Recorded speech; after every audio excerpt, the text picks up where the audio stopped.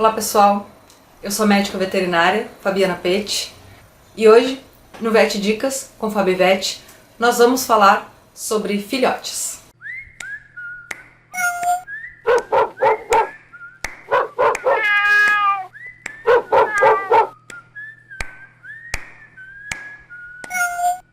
Se a tua cadelinha ou a tua gatinha acabou de ter filhotes, ou então se tu encontrou uma ninhada na rua, se foi abandonada e tu acolheu para cuidar, nesse vídeo a gente vai falar justamente sobre isso, sobre os cuidados com o filhote. E o que fazer? Os recém-nascidos. Para as cadelas ou gatas que acabaram de ter filhotes, é bem importante que a gente cuide se os filhotes mamaram o colostro. E o que é o colostro? É o primeiro leite que vai sair das mamas da gata ou da cadela. Em seguida que o filhotinho nasce, ele precisa mamar. O colostro, ele tem que ser ingerido nas primeiras 24 horas. O mais importante que tem nesse primeiro leite é a imunidade. O que é a imunidade? As defesas que a mãe consegue passar para o filhote. Se o animal ingerir esse colostro 24 horas depois, pode ser que o organismo dele já não consiga absorver, porque o intestino dele, ele está pronto para fazer essa absorção somente nas horas iniciais de vida. Então é bem importante cuidar se esse animalzinho tá mamando. Às vezes a gente olha, parece que ele tá mamando, mas ele não tá. Então presta bastante atenção e vê se ele tá realmente conseguindo ingerir o colostro. Quando a cadelinha ou a gatinha tem mais de um filhote, presta atenção se todos os filhotes estão conseguindo ingerir esse colostro.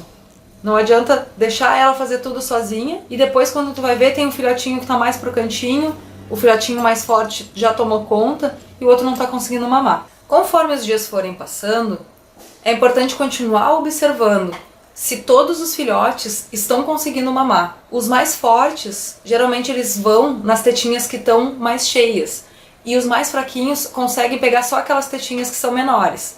Em algumas ninhadas, geralmente com ninhadas muito grandes, a gente precisa ajudar na hora de mamar.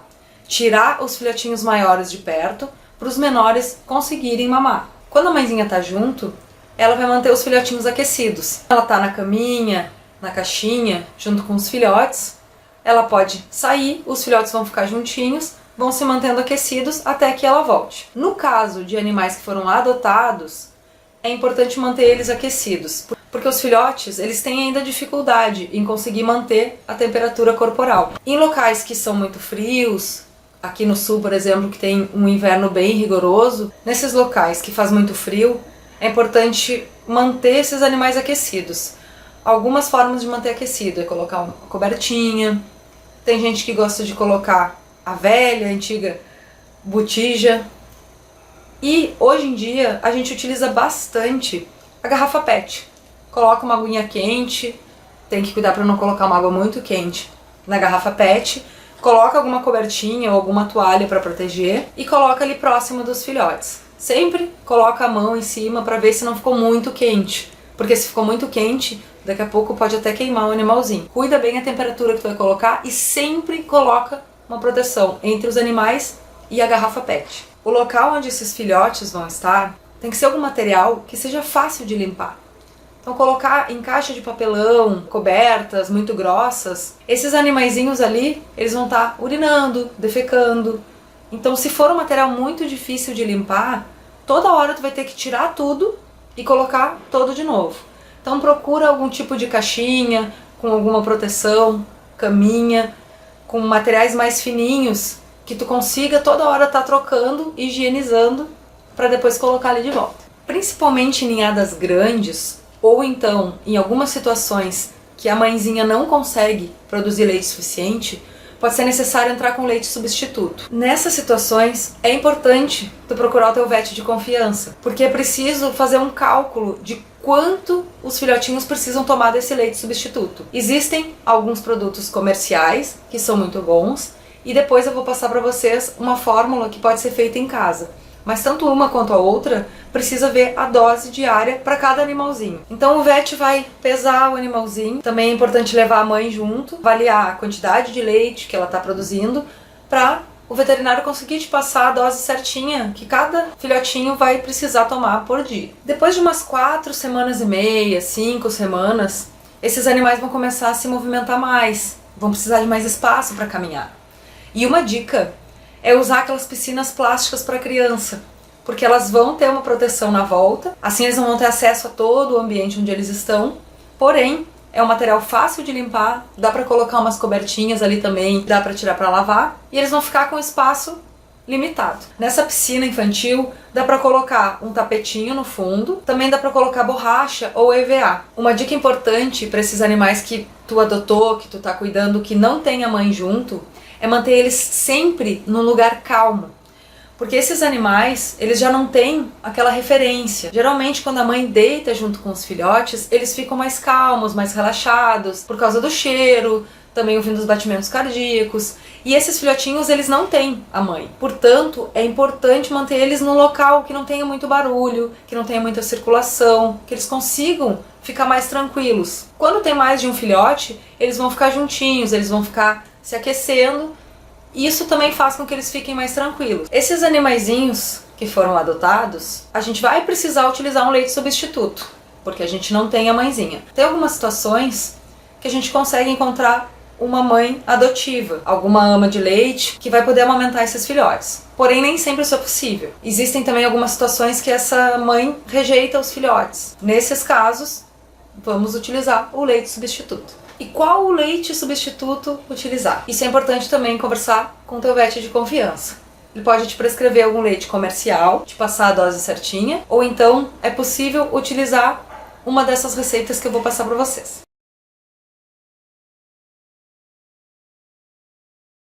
Uma coisa bem importante dessas receitas é que elas podem ficar guardadas na geladeira de 24 a 48 horas. Depois disso, precisa colocar fora e fazer uma nova receita. Muito cuidado com o material que tu vai utilizar para amamentar esses filhotes. Então, se vai usar sonda, se vai usar mamadeira, tudo isso tem que ser muito bem higienizado. Lembra que é um filhotinho, então não tem a mesma imunidade de um animal adulto. Portanto, a gente precisa ter muito cuidado com tudo que esse animal vai ingerir. A alimentação industrial tem que ter muito cuidado porque alguns animais, eles acabam ficando constipados. O que é isso? As fezes ficam muito secas, eles ficam com dificuldade de defecar. Então conversa com o teu vet, porque se isso estiver acontecendo, ele vai ter que mudar um pouquinho a dose, diluir um pouquinho mais, e dependendo da situação, pode ter que fazer algum procedimento. Cuida se o teu animalzinho está defecando. E a receita caseira? A gente tem que tomar bastante cuidado com a qualidade dos ingredientes que a gente está usando. Existe o maior risco de contaminação bacteriana, porque como não é um produto processado, industrializado, as bactérias podem acabar crescendo ali naquela mistura. Cuidado com o leite de vaca. Ele não é indicado nem para cães, nem para gatos. Ele contém muita lactose e pouca proteína e lipídios. Depois de fazer o leite substituto, é preciso saber a dose que cada animalzinho precisa tomar. Por isso que é importante levar no veterinário. A mesma coisa que eu falei anteriormente dos filhotinhos que precisavam do leite porque a mãezinha estava produzindo pouco, nesse caso, precisa pesar e a dose ela vai aumentando aos pouquinhos conforme vão passando as semanas. Eles precisam mamar de 6 a 8 vezes por dia. Então, geralmente, de 2 em 2 horas, eles vão receber essa dose que o teu vet vai te passar. A temperatura ideal desse leite, a gente tem que pensar que o leite viria da mãe.